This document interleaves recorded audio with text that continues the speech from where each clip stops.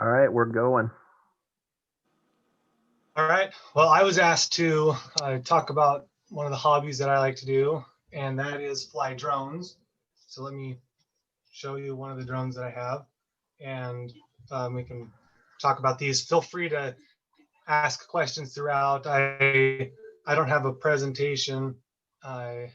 It's just going to be just hands-on, and I'll explain some stuff about it. But so drones in general, I've been flying drones for about 5 years. I got my first one in California when I was living in the Bay Area doing residential solar. And then after we installed the solar systems on people's houses, I mounted a GoPro to the drone and then flew it up, and they could show them, see, hey, look how sleek and clean and awesome it looks on your roof. Your roof's not going to leak, that kind of thing. And I thought the drone was so cool because if I lost it in the sky, I could just say click return home, and it would come back and land within 5 feet of where it took off. And I'm like, that is amazing technology. And now the technology in this compared to the one I had 5 years ago is about the difference between a bicycle and a motorcycle. This one, yes, it can come back and land all by itself, but it also has sensors all over it, and it folds up really small too. The other one was a lot bigger, but let me just show you how it folds.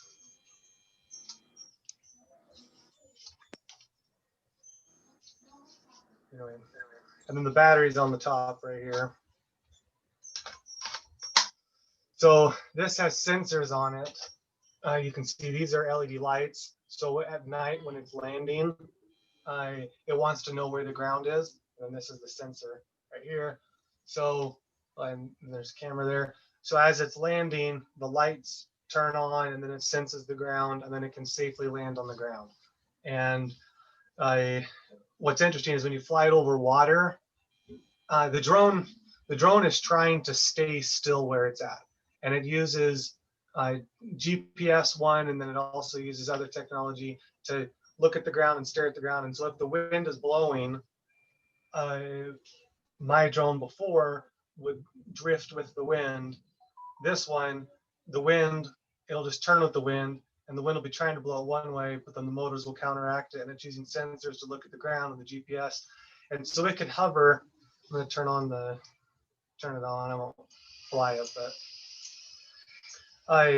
you can see that the gimbal, it's an empty gimbal. So the camera, even though the drone turns, the camera stays level. And that's what can create such cinematic, epic turning and moving, and then the camera is completely still. And I've flown this over water, over the river, and when it's looking at the ground, the water, it thinks it's the ground, and then it wants to stay with the ground. So as the river flows, it was actually flowing with like up in the air, but it was floating away in the river. And that was kind of scary because I wasn't looking at the drone. I was looking at the kayakers and the rafters at the time, the people rafting. Anyway, so this is a drone made by DJI. This is called the Mavic 2 Pro. It's not an entry-level drone, but it's also not like one that would be used for search and rescue or for like heavy agricultural work or industrial work. But it has a really great camera on it. Can shoot in 4K. Can shoot in slow-mo. There's more sensors on it. There's sensors on the back, sensors on the side. So as it's flying, it's smart, and if it sees there's a tree there, it'll stop before it hits the tree, unless you change the settings, which I've done. One of the settings is cinematic mode. So typically, when you it'll just hover in the air while you are holding the controller, and then when you tell it to go somewhere, then it'll go, and then as soon as you let go, it'll just hover again. So it's difficult to crash this. The only way to crash the drone is to deliberately crash it. Like if you see it's going to hit something and you just let go of the controller, it'll just stop and hover where it's at. And that's different from RC planes and helicopters and things in the past that were just really hard to fly. This just flies itself, and when you don't know what to do, just let go, and then start again slowly. Anyway, let me show you the smart controller I have for it. This is the controller. It has a big screen on it. A lot of them will use your cell phone. I just opted to go with this one. And then this is the antenna for it. The antenna actually shoots out, like receives this way. So this would be, if I'm flying really high, this would be flying really far away. And then, yeah, there's the big screen on it. So some of the cool things that the drone can do, you can tell it to run a mission. So you can fly up in the air, say, hey, remember this spot where you're at, and then you fly it over here, remember this spot where you're at, the angle you are, the camera, the gimbal angle, and then run that mission and record it in videos or as a hyperlapse. And then you can go back the next week and do it again, and the next week and do it again, and then stitch it all together and create a moving hyperlapse. So you can watch a building being built over 3 months of time, but it looks like a continuous, seamless video when you stitch it all together. And that's something no human could possibly fly to that exact spot every single time. But the drone can get within a couple of centimeters of being in the exact spot every single time. Other things it can do, it can follow you. So you just draw, say, hey, follow me or follow this object, track it. And it can track off to the side like profile. So if you're walking, it'll just stay to the side, or you can have it just circle while you're walking and it'll circle you. There's a bunch of presets in it that you can tell it to do that makes it look like you're a really good pilot, even though it's just doing it for you. To fly a drone recreationally, you have to register it if it's above a certain weight, which is like 255 grams, which is not very heavy. So most drones, you'll have to register if you want to use one, even if it's just for personal use. And then if you wanted to fly it for commercial use, which is, let's say you want to take a video and then let's say for a real estate agent that's listing a house, take a picture from up in the air of that house. That real estate agent is going to be using it for commercial purpose. So in that instance, you'd have to have your license to as a remote pilot. Let me show you mine here. I just knew my life wasn't complete until I had one more identification from the federal government. So this is basically, this is just a way for them to take money from you. You pay $300 and go take the test, and you're no better of a pilot after the test than before. The test is for like real pilots, so like it might help Joe, but it has nothing to do with flying drones. No safety. You're not safer because of it. Okay. But drones are regulated by the FAA because it's an airspace. So, can you mute? Sorry, I was going to make a smart aleck comment about the FAA and taking your money and what their real interest is. But yeah, you summed it up pretty well. Yeah. So yeah, anyway, you have to get recertified every couple of years. Some of the things with drones, you really just want to be smart with them. If there's something else in the sky, it gets the right of way. So if Joe was flying in his plane and I had my drone out, I have to get my drone out of the way. Typically, he's going to be in higher airspace. Drones cap out at 400 feet above the ground. That's the limit. You can get waivers, of course. And then airplanes are going to be at 500 feet, and there's a 100-foot cushion between 400 and 500 where it's no man's zone. And realistically, if I'm at 500 feet, I better be pointed at a runway and on my way to it. You know what I mean? Yeah. I mean, some people fly around at 500 feet, but they're braver than I am. What's interesting is this drone manufacturer, DJI, they're really well known for their software and their gimbal. Their gimbal is just incredible, just super steady camera. But their software in there is pretty amazing too. It recognizes when you are about to take off if you're close to an airport, and then it'll say, hey, you need to get permission, depending on the airport size, and then you have to get permission. to fly there. And then I've flown this drone over across at the school, and there are planes up in the sky going to land, and I was only like 50 feet or so, and it recognized the airplane there, and then made my drone. I couldn't record with it, and it made it. It didn't land, but it dropped it down. Like I couldn't fly over like 50 feet. It just basically waited until the aircraft was out of the way. Aren't we living right within the keep outs at the Caldwell Airport, though? I mean, we're in close proximity. What are the keep out zones? Yeah, if you're over by whose house is it? Like, let's say like Bishop's house, he probably wouldn't be able just to like take off straight from his house with a drone. But you kind of have to think of airspace kind of like a funnel.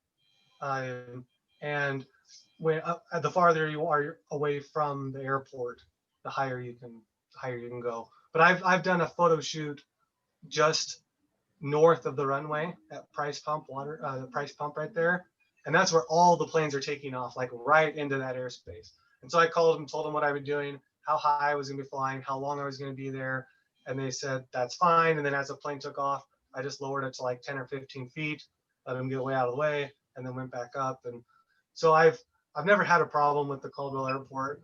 Well, actually, smart controller staying here, turn off. Other rules you can't.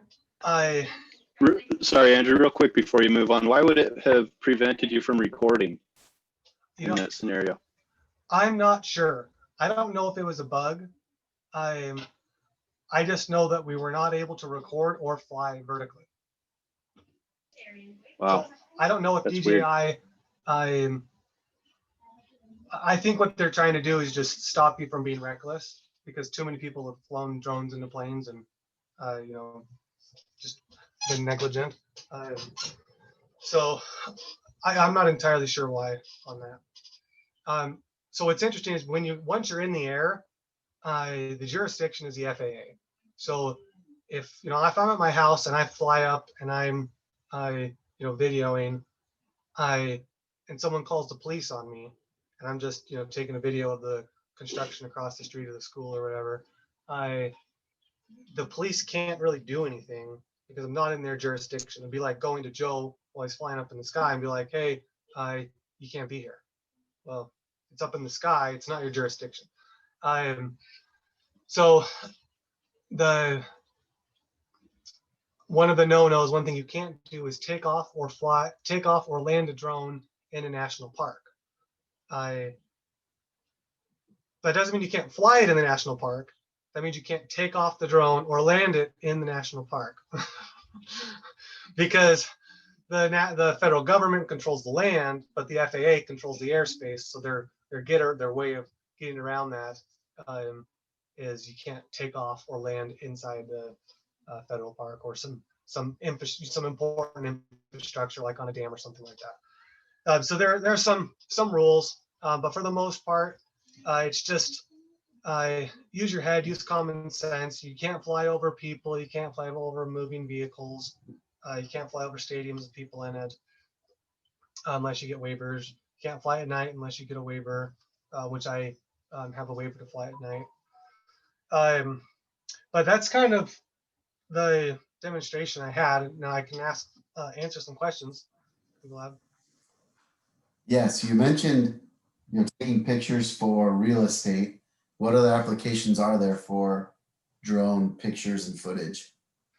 So useful applications, one of them is just videography, right? So all the movies that you see now, they all have really epic shots that before would have to have a helicopter, if a helicopter could even fit in that space. And now you can have a shot of somebody running in a skyscraper and then the drone flying out, a mile away, through the window and then out far away. So it's changing the world of movie making for sure. At the agricultural side, you can have one drone with a camera finding weeds, and it can find the weed based off of just a regular camera and the shape of the leaf, or also heat signature. Some of them might be a little bit colder because their taproot's lower because they have more water or whatever. And then they have another drone that's following that has the pesticide that can spray it. So instead of crop dusting an entire field, you can save a lot of money and save pesticides and just fly and target that exact weed, so that's from agricultural. You can also scan, like thermal scan, to see if there's enough water or enough fertilizer, how healthy the plants are.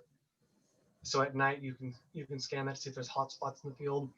You can also use that for golf courses. Golf courses spend a lot of money on water and a lot of money on fertilizer, and you can use a drone to map out and just say, hey, you go to the golf course, hole number 3, and it can just run the mission every time, and then it can show you where you have too much water, where you have too much fertilizer, and if you can save a golf course, 30% on their fertilizer cost, because they don't need to put it everywhere, they only need to put it in these spots, then it'll save them money, and then you can make money by being paid to do it. Other applications, search and rescue, because you can have infrared, you can find people, and you can cover a lot more distance with drones. And there have been multiple instances here in the US where drones have literally saved people's lives because they've done search and rescue. Nobody can find them on foot, and then they fly drones, and then they're able to find them. Another one is inspections, especially in the oil industry, when you need to inspect derricks and towers and all kinds of things, power lines, anything that a human would be doing to climb up to the top and look at it, you can have a drone do it, and there's not the cost of a life if there's an accident. And the drone can be more accurate because you can take the picture from the exact same place every time, and then you can see over time if there's more rust or whatever the issue is, if there's degradation somewhere, structural integrity. So those are some applications. Let me, Rex, can you let me share my screen here? Oh, maybe you can already. You already did. Nice. All right, so here's a non-useful but really cool application. This is FPV, so first person viewer. This guy is wearing goggles, and then the video that you see is him flying the drone.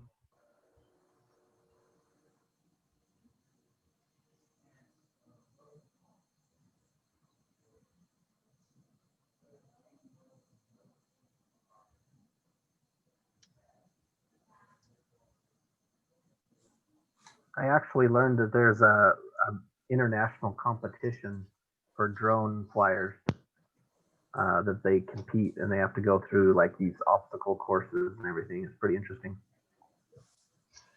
Yeah, so there are a lot of applications for it.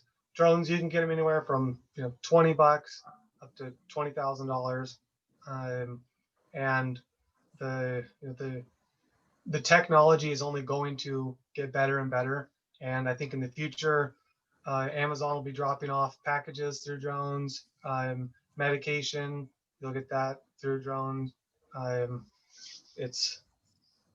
think it's going to take over a lot of the delivery of goods, especially in rural places, where, like, let's say you're in Alaska and you have all these buildings that are up on the side of the, I don't know, you don't call it a fjord, but whatever you call the, next to the glacier, and you have a blimp flying in with hundreds of drones inside it, and then the drones just like fly out to those houses, drop the packages, and then fly back in, compared to trying to take a delivery truck to every single one of those places. It's just pennies. Like it would take less than, it might take 5 minutes to fly a drone from the new Amazon fulfillment center at Garrity to our house. 5 minutes there and back. So 10 minutes, and it would just cost a few pennies of electricity. And it'll be set up where they won't even be manned. It'll just be a computer, just like the Tesla driving itself. So I think that'll be the future of the drones. Have you ever tried to carry anything with yours? Like does it, how big can an object, or how heavy can it be to lift it and still kind of fly stably? So to answer your question, it's illegal to put handguns on a drone. You can't turn it into a weapon. So it doesn't it has like the tugging power of a kitten. I mean, this particular drone is not made to carry a very heavy payload. So it could do 1 or 2 pounds, and then that would obviously reduce the battery life on it. Like if I wanted to be safe over water, I could put like a plastic pop bottle on each of these feet.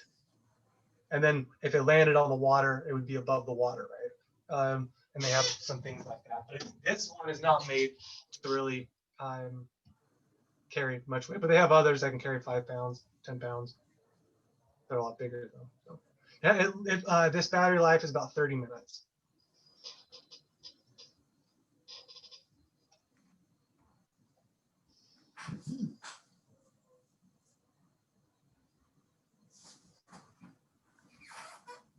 Other questions for Andrew? This is very cool. Do you just make videos all day and post them to YouTube? No. No, I don't even, I'm trying to remember the last time I flew this. No, I don't fly this near as much as I'd like to. Ooh, let me ask this. So that at the Ridgeview High School football games, I think last year when we were there, they were flying a drone to film it. Instead of putting the people up in the tall towers with a real camera. So does that require a commercial license, or is that probably done through the school? Even if it was done with the school, if you're making it for the intent to make money, then that would require the 107. The school is probably not using it to make money, but the other issue is you need a waiver to fly by people. So they would probably have to get licensed so they could get the waiver. You're not going to get a license without getting, or a waiver without getting a license. So, or they're just going rogue. So. And I used to see one at the BSU games. You'd see like the little flashing lights up by one of the end zones. Okay, I haven't seen one there. Yeah, definitely. I have a really cool shot of Boise State, but it's not during game day. In fact, So Andrew, I'll see if I can. I heard that there's snipers on the roofs now to shoot those down. Yeah, I've heard that. I don't know if it's true. Bye-bye. Is that a wives' tale? I don't know. Let's see if I can find this here. So I did this one. Let's share a little bit of this video.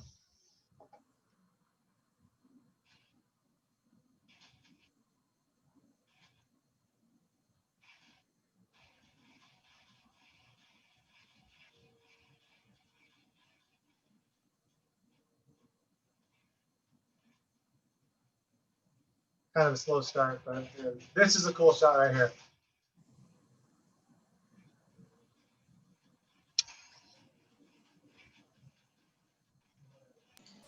that is super cool.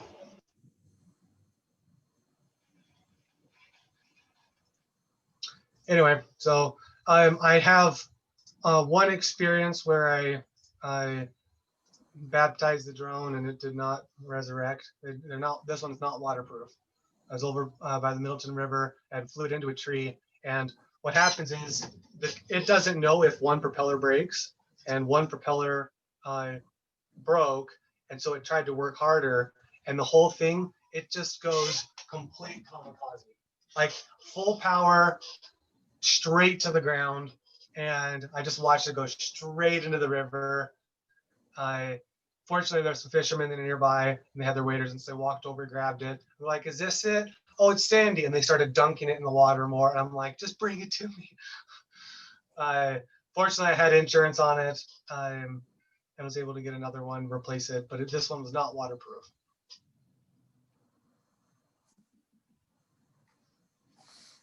Very cool. Yeah, I was wondering if you're going to share that story. Yeah.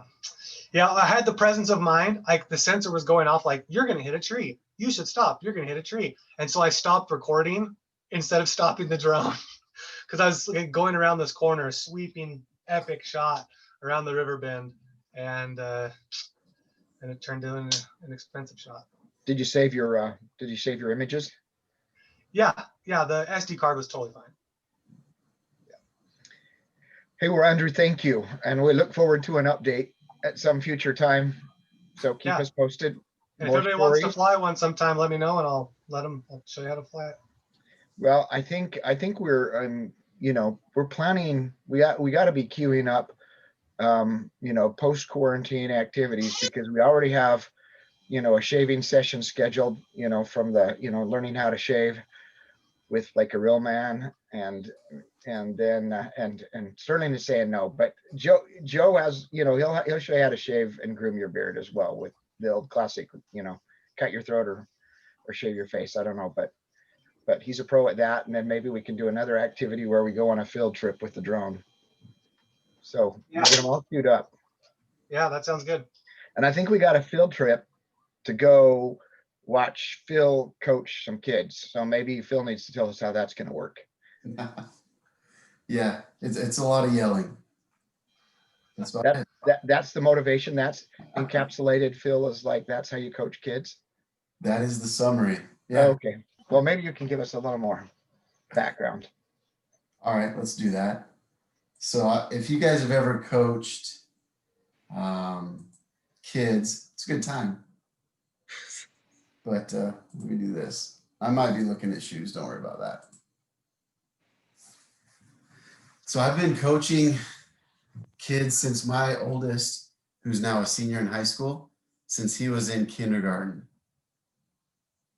So Mariah said that's a long time. It's like 12 years. But so I just wanted to share some lessons learned. And if you guys have ever coached or ever thought about coaching, you guys might have some good ideas as well. So we can have a nice open forum about this. Yeah, I'm curious how to coach the ugly kids. What's that? You said coaching the good, the bad, and the ugly. I know how to coach good kids and bad kids, but not the ugly ones. It's more about the position, not the kids themselves. Because, yeah, everybody's got a face that only a mother can love. That's not a big deal. But who's got the talent? When we all coach, we're like, oh, my kid's going to be the greatest, basketball shooter ever. My kid's going to be the best running back ever, or maybe the best cross-country kid ever. So we all have high hopes for our kids, but the coaches are there just to kind of coach them, I guess. Yeah. So that's the word. But when you think about coaching, everybody always thinks of these great ones that, lead the Lakers and the Bulls to 7 World Series, world champs. The Green Bay Packers, which are my team, they got Vince Lombardi back in the day. And then there's some other coaches that just kind of put the hodgepodge of kids together and actually wins, like the Bad News Bears and some other stories, or the Water Boy, whatever your favorite movies are about coaches. But the cool part here is these guys are all the famous ones, but they're not the ones that actually taught the fundamentals, the basics. A kid off the street that's never dribbled a basketball in his life, how do you take him from where he's at to dribbling, passing, shooting, rebounding? That's the hard stuff. So that's where kids coaching comes into play. So some of the lessons I've learned along the way, it's pretty obvious. Kids have a lot of energy. So with that energy, you need to give them a direction to go with that energy, or else they'll just start bouncing off walls. And boys in particular. I've never coached my daughter. She's a dancer. We tried her at t-ball and some other things, and it wasn't her thing. So I'm good with that. She likes to dance, and I can't coach ballet or jazz or hip hop whatsoever. So I let her dance teachers do that. But what I found, like especially when they're younger, first grade, second grade, third grade, they think the coaches are the coolest people. They might not listen to their parents, but they'll listen to the coaches. And so, you work hand in hand with the parents to help build the kid. And what it does, there's a lot of shy kids out there, a lot of introverts. Being on a team helps them open up. It gives them confidence. It teaches them, of course, life skills, how to interact with other people. You're part of a team. It's not just always about you. So it's fun to do. And then what I've learned along the ways is you can't just go to practice, show up, and hope for the best, because you will get run over by these kids. Literally, if you're playing soccer, they'll just start running around everywhere, and you're trying to catch them and just corral them. It sucks. So if you come with a plan, come with activities, it's very structured, it's very regimented. The kids appreciate that and it keeps their attention. So between 5 to 10 minutes, maybe 15 minutes max, you're going to do one thing, break them up into smaller groups. So if you have more than one coach, that's even better, because then you can break them up and you can do different drills, rotate them around.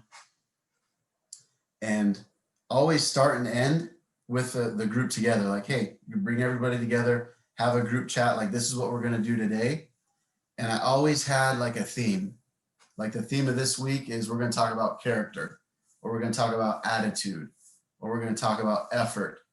Just something that teaches them about that sport, but also about the game of life. Because I don't care what sport it is, you're going to be able to relay something about that sport into how they operate day to day, whether it's at school, whether it's at home. They can learn life lessons playing any sport, even chess. You know, I haven't coached that, but I'm sure you can teach life lessons out of chess. You know, think 2 moves ahead. You got offense, you got defense, all those good things. But start and end with that group sessions to bring them all together so they got a team that builds bonding. And then even if you can, outside of practice, just get the boys together to just have fun for half an hour. Have Nerf wars, go for a swimming party at the pool, whatever it is to build their camaraderie. One of the things I like about my son's baseball team is I'm done coaching it now because he's old enough, but they'll take a trip up to Moscow in the summer, and then they'll just let the kids play in the hotel pool for 2 hours, just go crazy.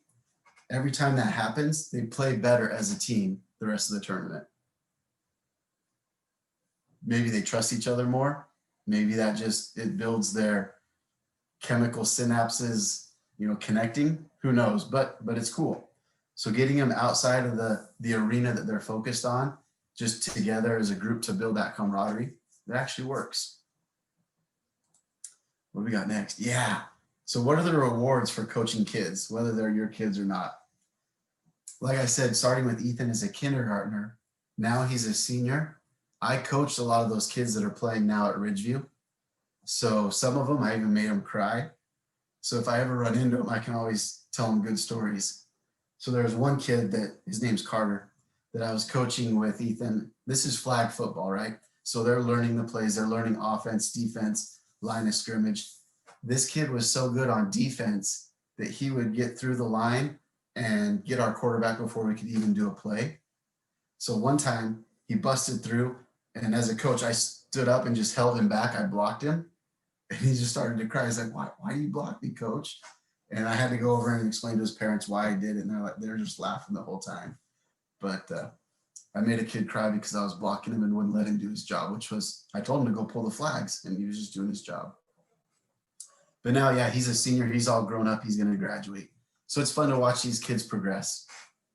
And of course, we can celebrate wins on and off the field, but it's always best when a plan comes together. That's one of the most satisfying things. You draw up a play and you run it, you practice it over and over and over. You run it in games, it never works. But that one time it does, super satisfying. So as a parent and as a coach, hopefully you guys can relate. So there's the good and the bad. If there's any ugly about it, you know, I had to put a question mark there. It does take time. So like anything that's a hobby, it's going to take quite a bit of time. Football took the most. It was like 2 hours for 4 days every week, plus games on Saturday. Basketball is okay. That's maybe 2 or 3 practices a week with some games on Saturday. Baseball, yeah, it's probably in the middle somewhere. But if you want the results, you got to put in the time. And you don't get paid, so it is a volunteer role, but you're not in it for the money. You're in it to help these kids grow and to learn. And every now and then, a parent might consider you their babysitter. Like, oh, can you take my kid to practice? Can you bring him home from practice? Can you watch him a little bit extra? But depending on the role, on your relationships, it might not happen too much. So if you guys have been to any kids sports, what would you say would be the biggest, I guess not eyesore, but the biggest downside to watching young kids play sports? Emotional parents. Yeah. Nailed it. That's it. Yeah, it's those parents out there that think their son or their daughter's the bee's knees. They're all that. They're going pro next year, so they've got to get more playing time than other kids. And there's a couple different leagues out there. There's recreational leagues where I think every kid should get free playing time or a fair amount of playing time. But then there are competitive leagues where you're there to win. You have to try out for the team. You have to pay money to play. So in those leagues, it's a little bit different, but I'm sure those parents are just as crazy. I've always been mostly in the recreational leagues. My son now will play in the competitive basketball leagues because he's a lefty. He's got a really smooth shot. So I want him to do well. But it's just fun.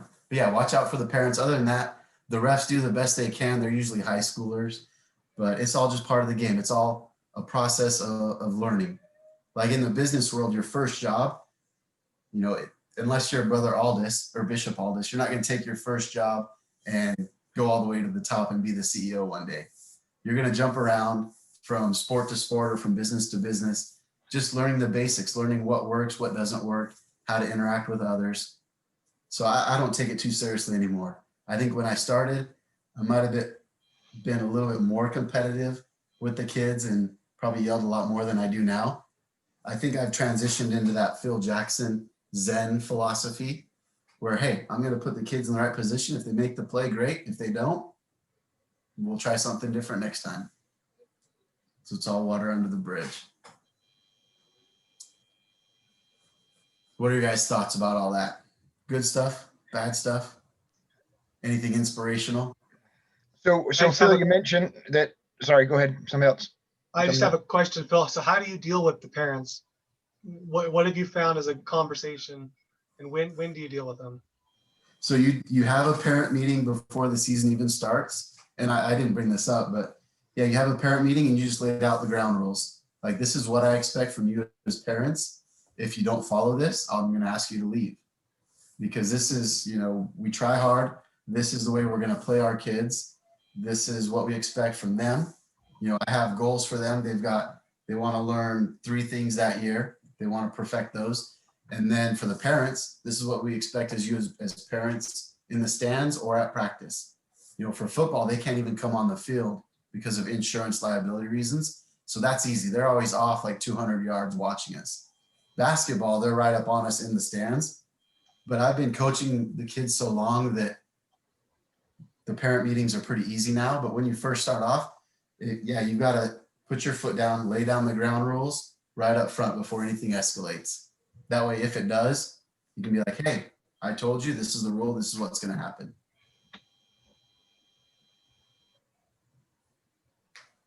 You got to be firm. And that's one thing I like. You got to be, with the kids, you got to be fun. You kind of got to be their friend, but you have to be firm. Like, if they mess up, tell them they messed up. And when they do a good job, tell them they did a good job. They're very responsive. So Phil, you mentioned that you coach boys. It's easier. It's kind of your thing. Or, you coach sports, not dance. But how have you taken this and seen it's impacted you as a parent? Because coaching, of course, is something that can go beyond. Coaching is a key topic for me in the corporate world. So how have you seen it apply some of those principles as a parent and, maybe as a priesthood leader or in your work? Yeah, I think it can apply to a lot of those different areas. So with work, I think it's fun because we'll call it coaching some junior associates or whatever. And it's fun to kind of mentor them and to coach them up, because when they see success, they get excited. You get excited for them. And then it's even better when they say, hey, thanks. I had my best year last year, and it's all because you helped me. So that's kind of rewarding. And I can see that in the church as well. You want to guide, we'll say the youth. You want to guide the youth in the right direction, but then you don't want to do everything for them. You just want to give them the playbook and let them execute those plays. But if you do everything for them or expect them to come up with a playbook, that's where people start to fail. You can give them the plays, practice it with them, but then they've got to go out there on the field themselves Coaches are on the sideline. They've got to go out and they've got to do it themselves. So if we're going to be helicopter parents or helicopter leaders, that doesn't really work.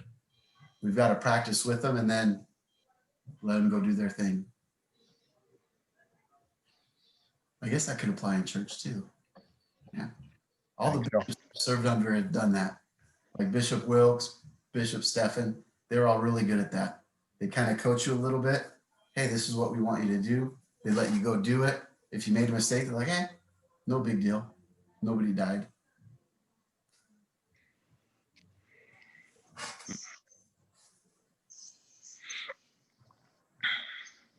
Yeah, but watch out for the parents. There's some crazy ones. Well, I don't know. How is cross country? Are there crazy parents there? There's just cross country is nice because it's just a bunch of people wandering around on an open field and it's not so much of a contact sport. But I think, Phil, for your follow on, we for your encore session, we're going to want to know your next stories about hostile parents. So you need to keep a running log on how you did it. A lot. Like this is the team. So my basketball team last year, because this year you can't practice anywhere, but yeah, I know all the parents on the team. They're all good. I've seen crazy parents. My wife's a crazy parent. If you ever go to a restaurant, she's very vocal. And if she takes any home videos, it's her recording because you can hear her voice. But she's not crazy at the coaches. She just is cheering the kids on very emphatically. Yeah. So she's crazy in a good way. Let's say that. Yeah, I can see that. Yeah. So I've got a question. We're new to the ward and new to the area. We're moving from Meridian. Okay. My son played on a competitive football team last year, and we're looking for programs to get started this year, or I guess the next spring league or whatever.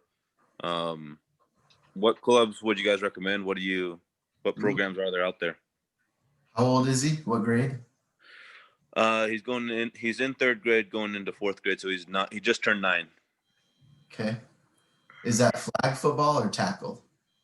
No, this was his first year doing tackle football. They were, like I said, it was a really competitive program. We went to Seattle for a trip, played a couple teams up there. We had them come down. We had teams from Nevada come play, and he's not. He's an athletic little kid, but it's nothing, nothing super crazy. But the program was. I'm not looking for anything like that. I'm looking for just kind of. It was actually a bit much, if I'm being perfectly honest. They were practicing 5 days a week, games on Saturdays. It was crazy. Was that an Optimist league or was that No more competitive then? Dang. Yeah, so it's called the Tree City Warriors. Was the name of the club. Okay. There's a Facebook page and stuff, and yeah. So it was independent from those, and we played in the Caldwell Exchange League, and then we played in the Payette League, and we were going to do the Nampa Optimist League, but they canceled their season this year. They did. Yep. This would have been my son's last year in that because he's in 6th grade. Yeah. Mm-hmm. Start middle school. So I've done Optimist up until now, and it's pretty good. Okay. It gets pretty. We'll say the parents get into it. Yeah. Not with each other, but they get pretty intense. It's fun to watch, and the kids learn a lot. The program is organized. Because I started out with my oldest son in Nampa Pal, the police league, and it didn't seem as organized as me, so I went over to Optimist. Yeah. So, okay. Yeah. And they're all volunteers too, so they do the best they can. But yeah, they canceled it this year, which was a bummer. Yeah. Okay, so the Optimist. Okay, I'll have to check that. Yep. If you need some contacts, let me know. I've got all their email addresses. Definitely. Yeah, I'll definitely be hitting you up as we get closer into the. Do they do a spring league? So there's something called Friday Night Lights, Okay. which that is, it's not tackle, but it's flag, but it goes up the way, I think, to like 5th, 6th grade. And they get pro jerseys and all that. It's kind of like I didn't do it, but I've heard a lot of kids that have done it that have enjoyed it. Okay. They play games Friday nights under the lights, which is kind of cool. Yeah, we did that one here in Meridian, so that was fun. Okay. He got tired of flag football. He wants to hit people. That's what he said. So Yeah, they're definitely two different leagues. Like I heard how the Friday Night Lights was run, and I'm like, it's just offensive friendly, but yeah.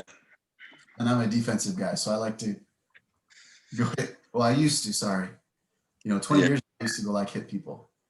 Right. I want to move the next day, so I don't do it too much. I should have put a picture up of me, but this isn't about me. Also, last question. I don't know if anybody knows of any wrestling clubs in the area. Yep, my son's in wrestling club too. So awesome. You'll probably go to Ridgeview. Yeah, let me get you some information on that. It's called Junior Warhawks. Junior Warhawks. Okay. Yeah. Yeah, we're a big wrestling family. Uh-oh. My old, he dropped out of baseball and went into wrestling. That's good for him. That's a good choice. We're like 5'7", so it's fine. Perfect. So Phil, we'll have you follow up with Sterling with any details. Do we have any last wrap up so we can end at the top of the hour on your stuff? No, just make sure I have his email address. We'll keep in touch. Or what's your cell number? Area code 936-585-1410. Where's 936 from? East Texas. I don't. Idaho. All right. Right on, guys. Hey, thank you very much for another round of engaging discussions. It's always really fascinating to see the background and the real world that we live in and the talents across our. You really see how talented friends and neighbors are and the things that we can learn from each other. President, anything to add as we wrap up? No, I just echo what you just said. Is I'm always amazed at the talents and knowledge that we have just in our own ward, and I appreciate everyone being willing to share those with us. I know I have learned a lot and piqued my interest in many of these areas, so I want more. Thanks, everybody. Thanks, everybody. Have a great evening. Guys. Thanks, guys. Yeah. Bye. Bye. You guys. Night. Nice to meet you, Sterling.